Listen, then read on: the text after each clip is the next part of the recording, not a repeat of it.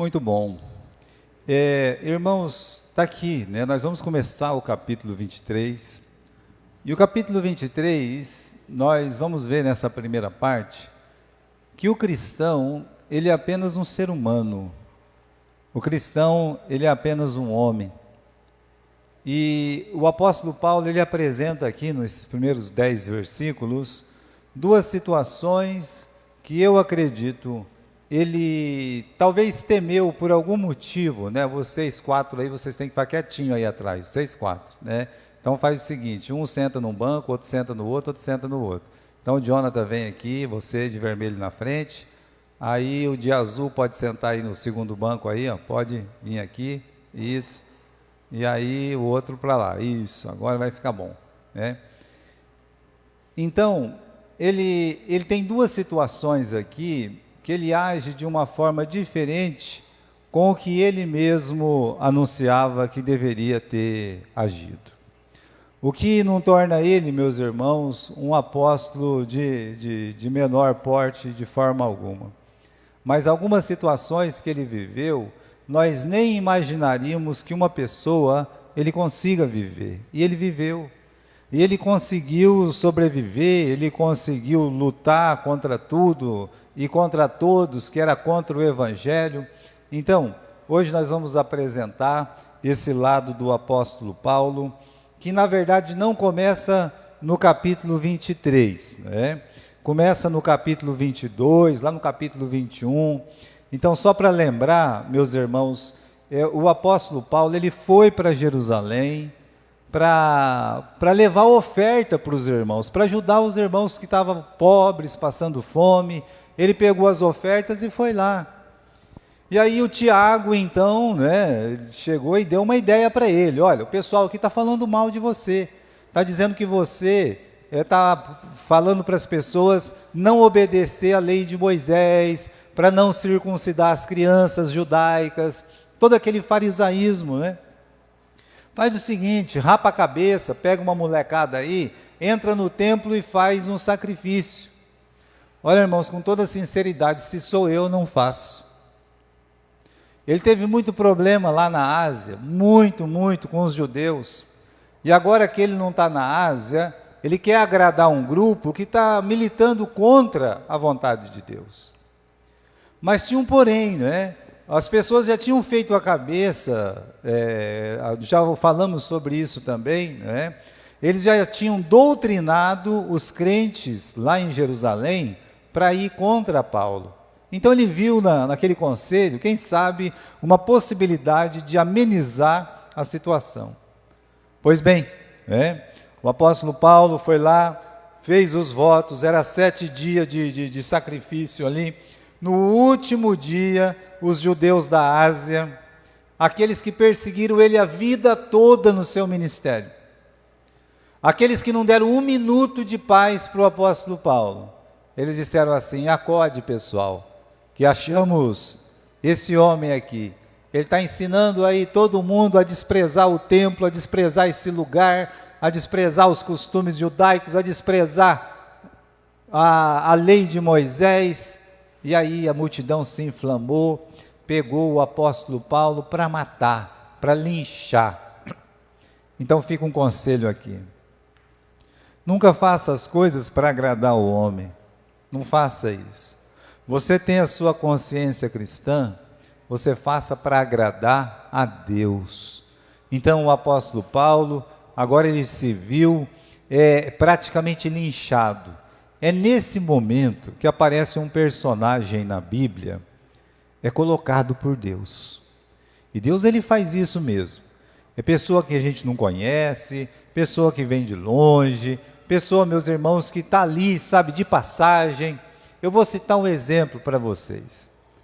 Lá está o nosso Senhor Jesus carregando a cruz, uma cruz pesada, e lá vem um camarada lá do meio do sítio, sabe, lá no campo, estava trabalhando, suado, e passando, ele não estava lá naquela turba, ele não estava gritando o nome de Barrabás, ele não estava participando daquelas atitudes contrárias a Jesus. Ele chamava Simeão, o sirineu. Estão lembrados? E lá está o coitado, cansado, passando com a mochilinha, com a marmitinha dele. Aí o guarda olha e diz, você, né? Eu, sim, né? Pega essa cruz e carrega, né? Então, é Deus que pôs. Deus às vezes coloca um Simeão, nunca esqueça disso. Oxalá a gente pode ser o Simeão de alguém, ou alguém, oxalá, venha ser o nosso Simeão. Pois bem, o apóstolo Paulo está sendo inchado. Agora, irmãos, vai aparecer essa personagem, o tribuno, a contribuição do tribuno. Você vai descobrir nessa pequena história de 2 capítulos, nessa perseguição ferrenha contra o apóstolo Paulo, que esse tribuno, ele escuta a turba, desce, pega a soldadesca, vai lá, primeiro, ele livra Paulo. E aí Paulo, liberto, já todo machucado, está lá em cima da escada, deixa eu falar para esse povo, ele permite. Bom, Paulo fala com o povo se inflama novamente, quer matar Paulo, o tribuno vai lá, tira Paulo e socorre ele. No dia seguinte, que é esse aqui do capítulo 23, o tribuno tem uma ideia, já sei, eu vou chamar os principais sacerdotes, o conselho, e vou colocar eles frente a frente com Paulo. E Paulo agora vai falar no capítulo 23. E quando ele fala no capítulo 23, mais uma vez a turba se inflama. Aqui no versículo 10, diz que havendo grande discussão, o tribuno temendo que Paulo fosse despedaçado. Mais uma vez eles pegam Paulo para despedaçar. Quem que socorre? O tribuno novamente. E aí eles fazem lá, eles se juntam, o pessoal dos judeus, armam uma cilada e decidem que eles vão matar a traição o apóstolo Paulo. A família dele descobre, manda o sobrinho avisar, a palavra chega no Paulo, Paulo avisa o tribuno, e o tribuno vai pegar Paulo de Jerusalém e vai levar para Cesareia, vai movimentar no mínimo uma soldadesca de 300 a 400 pessoas. Então esse tribuno, assim, eu estou falando de um dia para o outro, em 2 dias, o tribuno, ele livrou o apóstolo Paulo 4 vezes de ser linchado, assassinado, despedaçado. Então a gente não pode olhar para ele e dizer assim, não, esse homem ele não está aqui, não, é como o Simão Cirineu, é como um Itaí, é como um Barzilai. Esse homem, meus irmãos, ele foi posto por Deus para cuidar de Paulo naquele momento. Mas Paulo levou um supapo, levou uns pés na lata e tal, mas ele foi o homem que Deus usou para que Paulo ele estivesse de pé, para que ele pudesse continuar, ainda que preso, a sua carreira. Então, Paulo ele é resgatado pelo tribuno, versículo 1, tribuno então colocou Paulo diante dos judeus, só o conselho.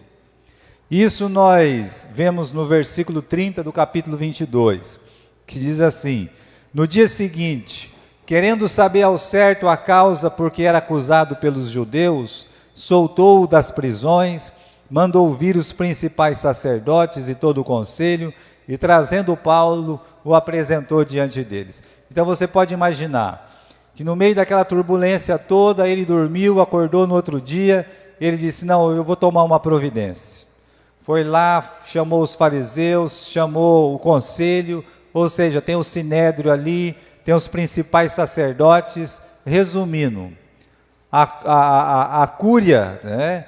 A cúria dos sacerdotes, os principais religiosos de Jerusalém, eles estão ali, diante de Paulo. Então, a gente imagina que vai ser mais calma a situação, mas a gente só imagina. Era para essas pessoas que estão com o título de sacerdote, sumo sacerdote, ancião, é para que essas pessoas tivessem mais destreza, tivessem mais jeito de tratar uma questão. Mas é justamente essas pessoas que no versículo 10 tentam despedaçar o apóstolo Paulo. Então, irmãos, a questão não é de título, a questão é de ódio. A questão é, nós queremos destruir o Paulo. E pronto, foi isso aí. Olha, Paulo ele começa a falar, ele vai falar da boa consciência dele. Dá uma olhadinha comigo no versículo 1. Paulo, ele colocou os olhos no conselho. Você imagine ele lá na frente, olhando como Jesus olhou, olho no olho. Ele fez isso. 70 conselheiros lá do Sinédrio, mais os principais, mais alguns saduceus, ele olhou olho no olho, ele ficou olhando para aquelas pessoas, e foi muito importante porque ele disse, homens e irmãos, ele se igualou a eles. Talvez isso tenha ofendido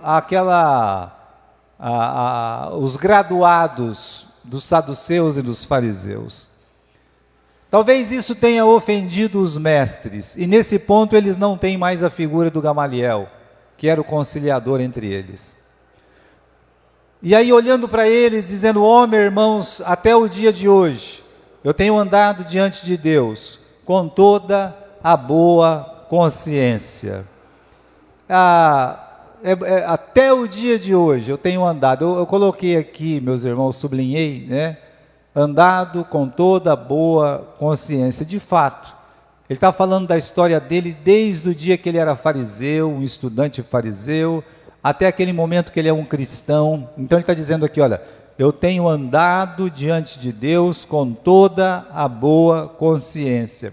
Agora, a boa consciência não é exatamente uma consciência tranquila. Porque uma consciência tranquila vai depender do quê? Vai depender de quem está dizendo que tem essa consciência tranquila.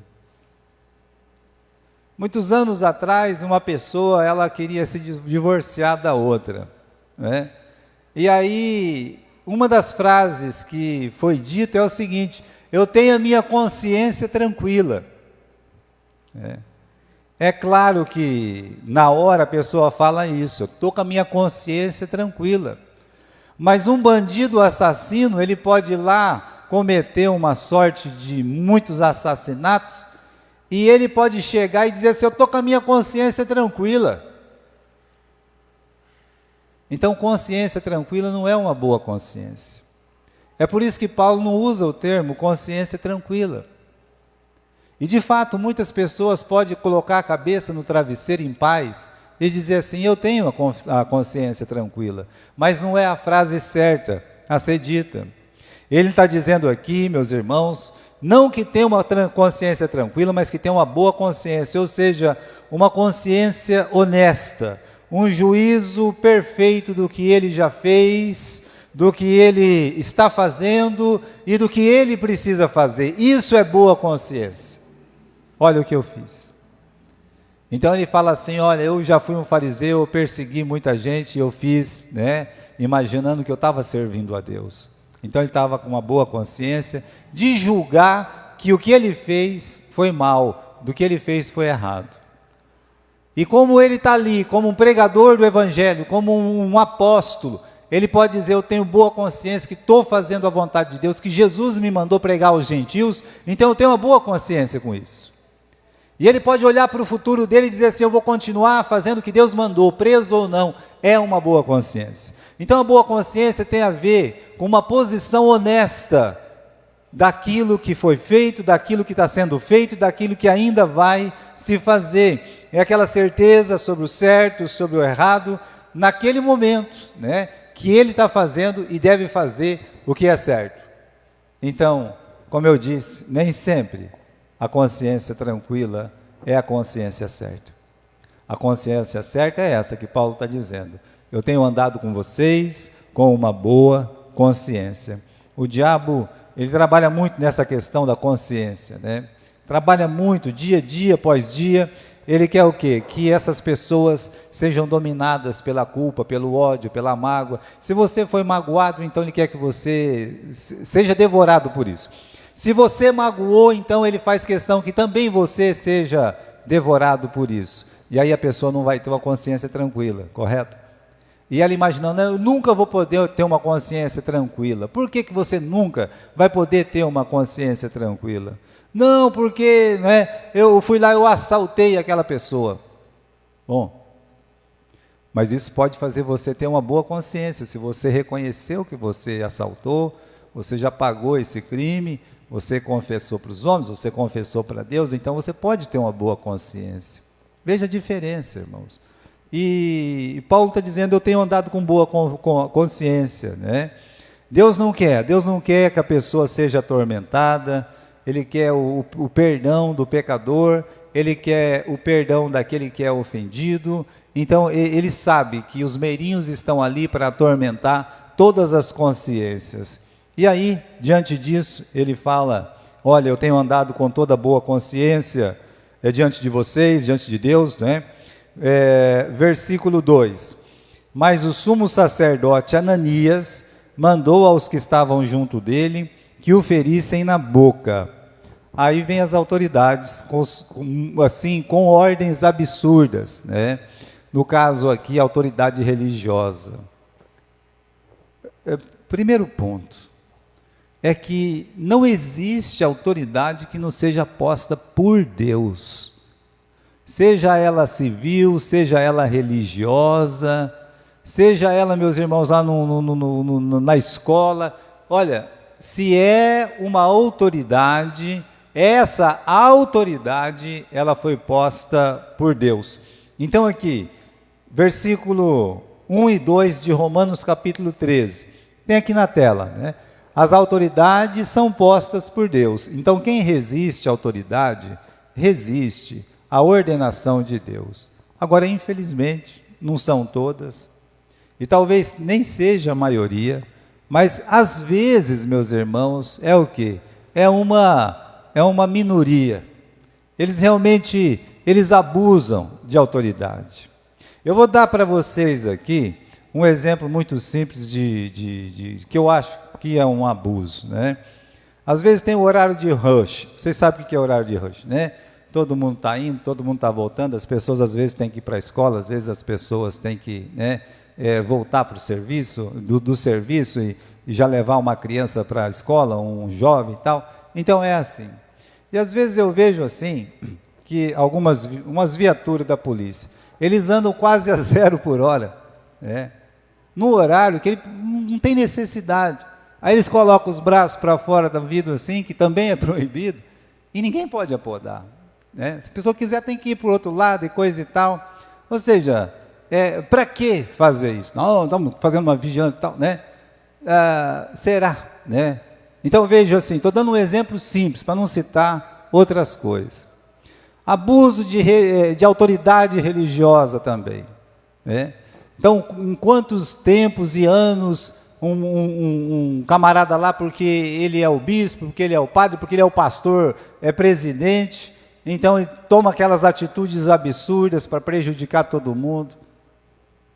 Então, às vezes as autoridades, elas abusam da autoridade, que é o caso do abuso religioso aqui.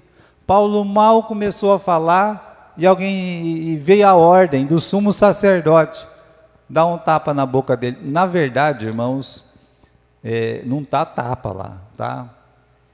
Ele foi esmurrado, ele levou um soco na boca, o apóstolo Paulo. Pá! Sabe aquele negócio de arranca-dente mesmo?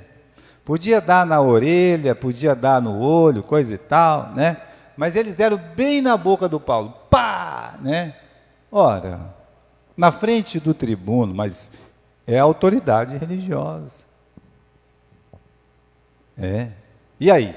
Então, repare bem, né?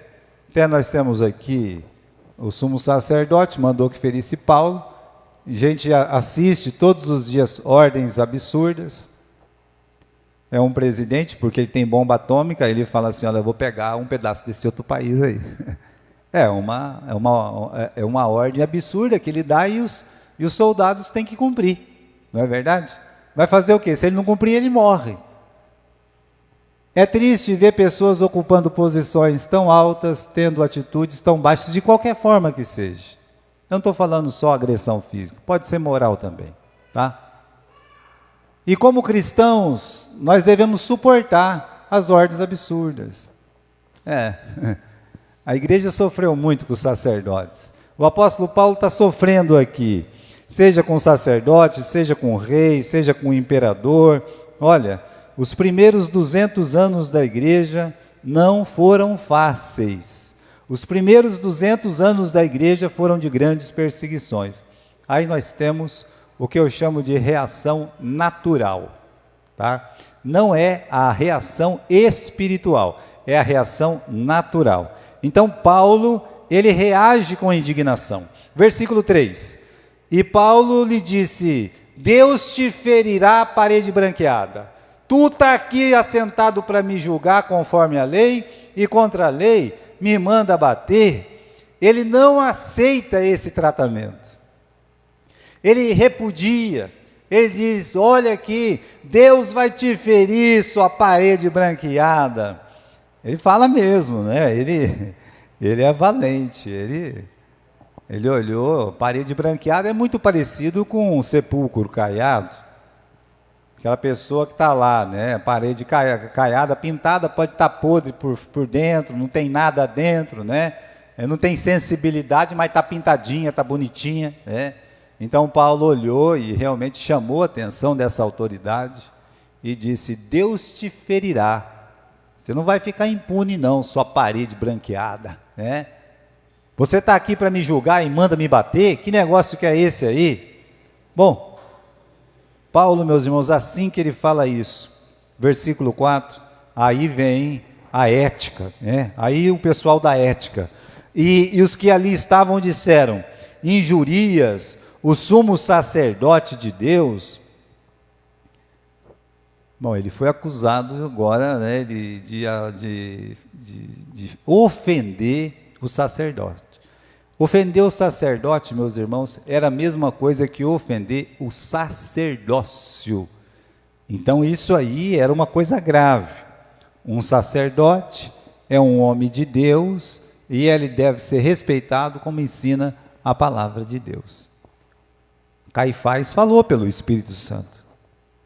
E foi dito por que ele falou, porque ele era o sumo sacerdote naquele tempo. Então Deus respeitou as patentes que ele mesmo instituiu. E o sacerdote está mandando bater aqui, Paulo está discutindo com ele. Então o Paulo, imediatamente, ele pede desculpa. Olha o versículo 5, e disse Paulo: eu não sabia, irmãos, que era sumo sacerdote, porque está escrito: não dirás mal do príncipe do teu povo. Foi uma forma de dizer: olha aí, calma lá, foi mal, não devia ter feito isso. Ele pediu perdão. É o jeito de pedir perdão aqui. Só nós estranhamos que de princípio ele fala: você está aqui para me julgar. E o sumo sacerdote, vocês sabem, ele não se vestia igual os outros. Então, Paulo, ele está realmente, ele está meio transtornado, ele acabou ofendendo o sacerdote, ele não deveria fazer isso, mas ele pediu perdão. Então pode dar uma desculpa aqui ou outra. Eu vou dizer uma outra coisa para vocês. A Bíblia mostrou o defeito de Pedro, que ele negou Jesus. E que ele às vezes agia com um pouco de hipocrisia quando estava misturado o judeu e os gentios. Mostrou o defeito de João e de Tiago. São muito nervosinhos, estão querendo tacar fogo nas pessoas aí, né? Mostrou o defeito de Ananias e Safira. Então a Bíblia, ela não tem, meus irmãos, privilegiados entre os homens para dizer assim: ó, esse aqui fez alguma coisa, nós não vamos abrir a boca não, nós vamos ficar quieto não. Não tem. Então a palavra de Deus foi lá e falou: olha, o Paulo está fazendo isso aqui. Então veja só, eu tenho uma pergunta aqui: o quão humanos nós somos, né? O nosso querido Paulo era apenas um homem, escolhido, amado, e não acredito que alguém o superou. Pode ser que alguém possa superá-lo, porque existe isso ainda, o mundo não acabou, Jesus ainda não voltou, mas entre os apóstolos não existe um igual ao Paulo, missionário, uma pessoa que dedicou a sua vida para ganhar as almas. Não existe. E a atitude de Paulo, o que fez? Ele bateram na face dele, né? E agora? Ele amaldiçoou. Mas a pergunta é, o que ele deveria ter feito? Veja como é difícil, meus irmãos, mesmo para um apóstolo, olhar para os ensinos de Jesus e dizer assim, olha, eu cumpri toda a lei. Eu quero que você abra comigo no livro de Mateus, no capítulo 7. Mateus, capítulo 7. Então, o que nós lemos ali? Perdão, capítulo 5, né? Estou errado aqui de capítulo. Mateus, capítulo 5.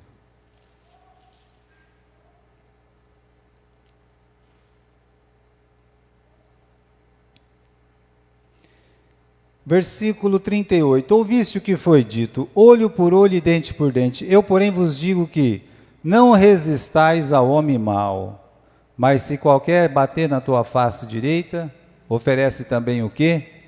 A outra. Então, aí é que está. O que ele deveria ter feito naquele momento, bateram na face direita, ele deveria ter oferecido a outra. Se simples palavras já nos ofende, a gente já desconta. Se alguém fala mal de você, você vai lá e fala mal da pessoa. Se alguém pensar em te agredir, você já está com uma pedra na cabeça dele. Bem, se um simples deslize de alguém contra nós, já causa, meus irmãos, a nossa lei olho por olho, dente por dente, ela se inflama dentro de nós. Imagine levando um murro assim, sem esperar, não é fácil.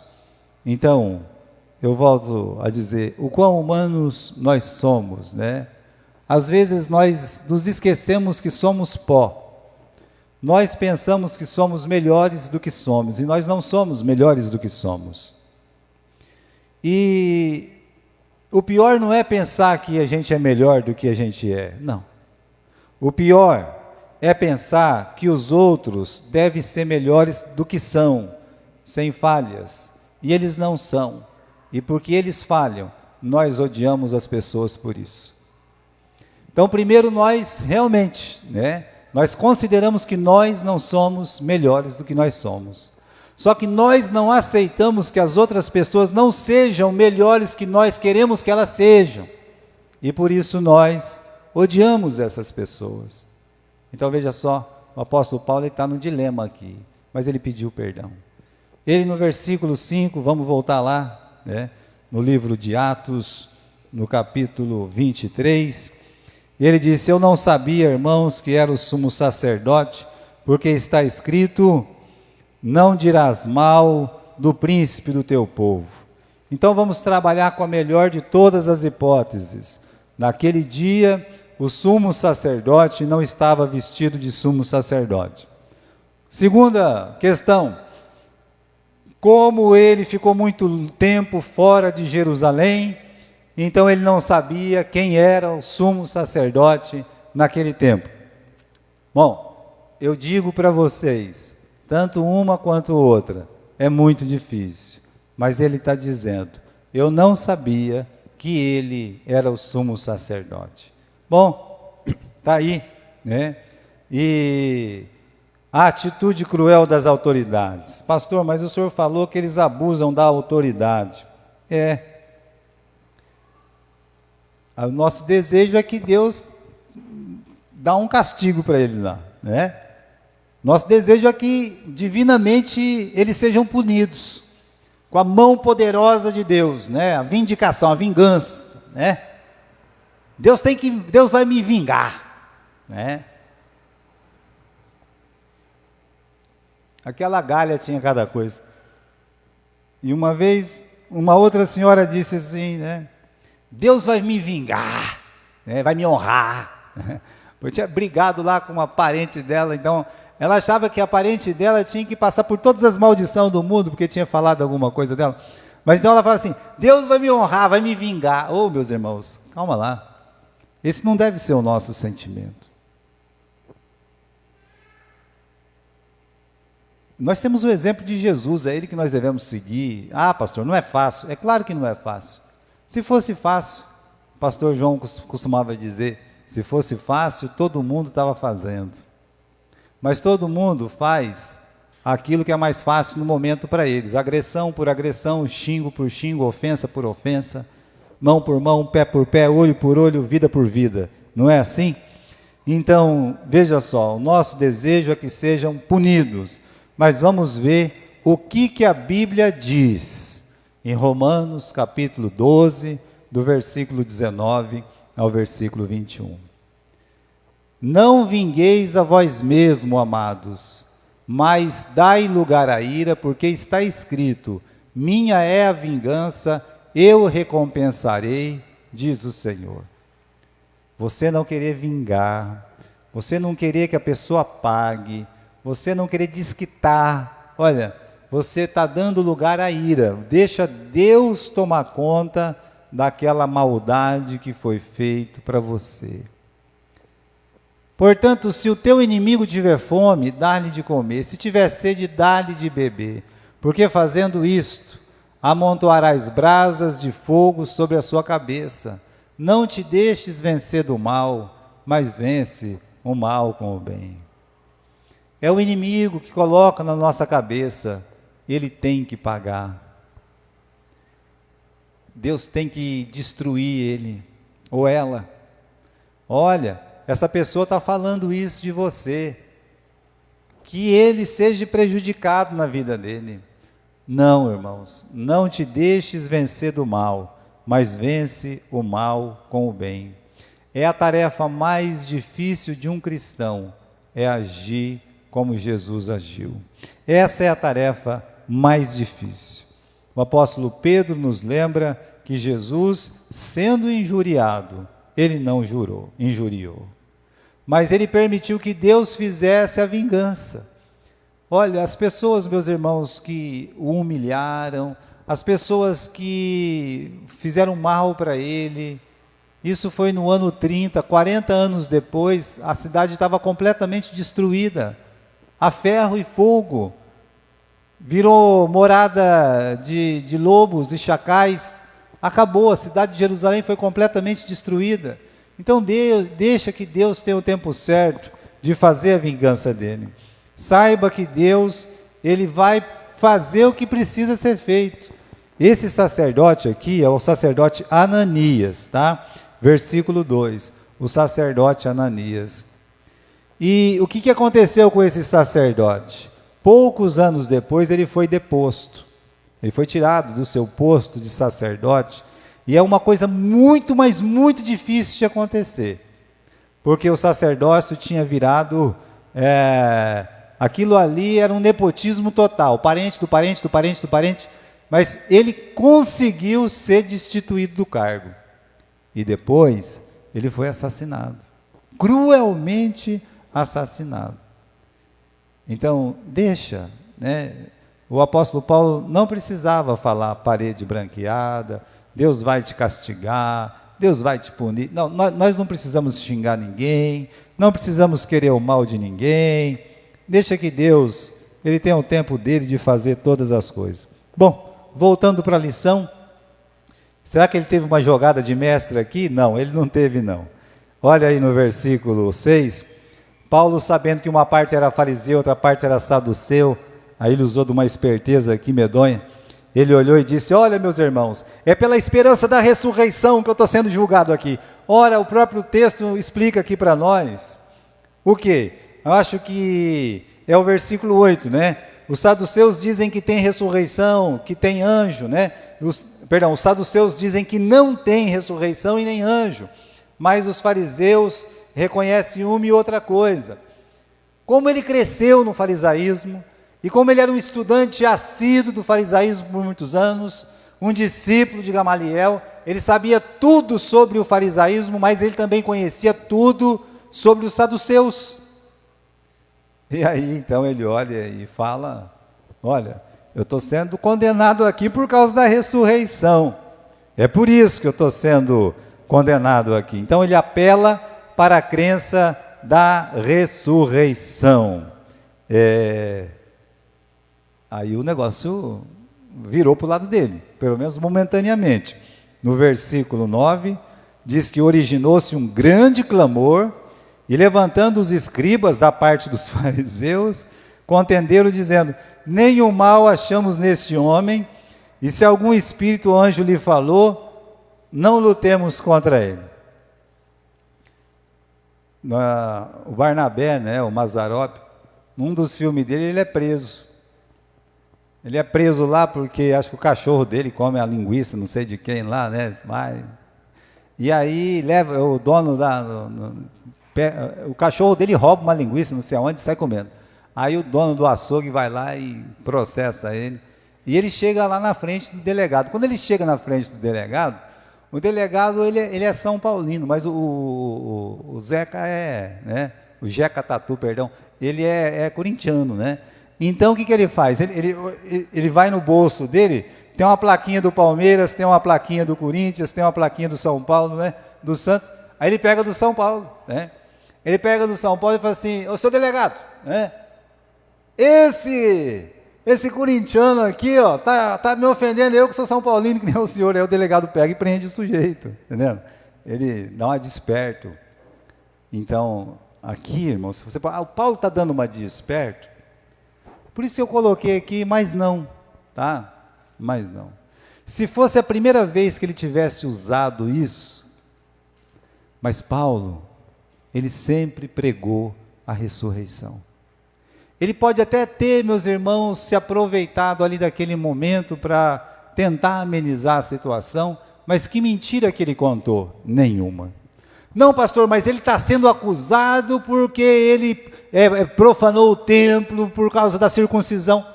Isso é o que os judeus estavam dizendo. Qual que é a acusação oficial contra Paulo? A oficial está no capítulo 25, versículo 19. Vamos lá. Por que Paulo estava sendo condenado? Então vocês vão ver que Paulo não está mentindo e não está usando de subterfúgio aí. Capítulo 25 e versículo 19.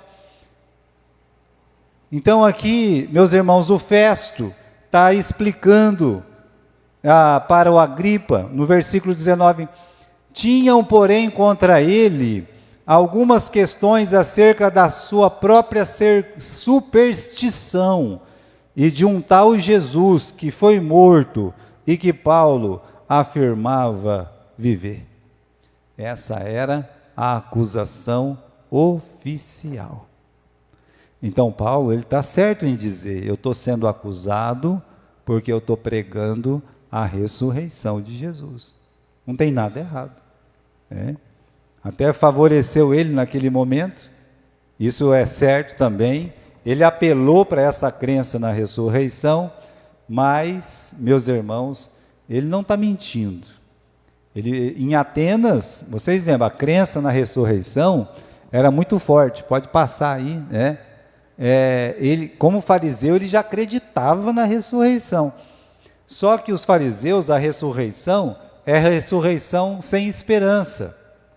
Eles não têm aquela viva esperança de ressuscitar, que Cristo é a ressurreição, que vão ressuscitar para viver, meus irmãos, junto com Cristo, 1000 anos e depois eternamente. Não, eles não têm essa crença. É uma ressurreição pela ressurreição.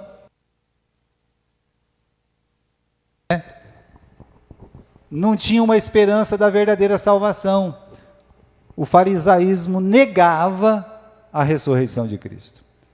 Agora, ele pregava a ressurreição de uma forma tão veemente, e quando ele estava lá em Atenas, e um começava a conversar com o outro: o que esse tagarela está falando aí? Aí alguém disse assim: ele está falando aí de uma tal ressurreição e de Jesus. Por quê? Porque ele realmente enfatizava a morte, o sepultamento e a ressurreição de Jesus Cristo.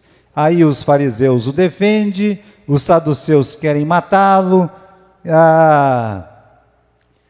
Aí a coisa pegou, meus irmãos, porque no versículo 10 aqui, diz que havendo grande discussão, a ponto dele quase ser despedaçado. Mas é interessante que a palavra que os fariseus dão aqui, veja o capítulo 23, versículo 9. Originou-se um grande clamor, e levantando os escribas da parte dos fariseus, contendiam, dizendo: nenhum mal achamos neste homem. É muito parecido com o que Pilatos disse, né? Eu não acho nenhum mal neste homem. Olha, esse homem não tem um mal nenhum, né? E outra coisa, eles falam, se algum espírito ou anjo lhe falou, não lutemos contra Deus. Da onde eles tiraram isso? Quem foi o primeiro a ensinar os discípulos dos fariseus a não lutar contra Deus? O Gamaliel. Veja como é importante o discipulado. Isso quer dizer que esse camarada aqui não é a primeira vez que ele está discutindo sobre a igreja, sobre os cristãos.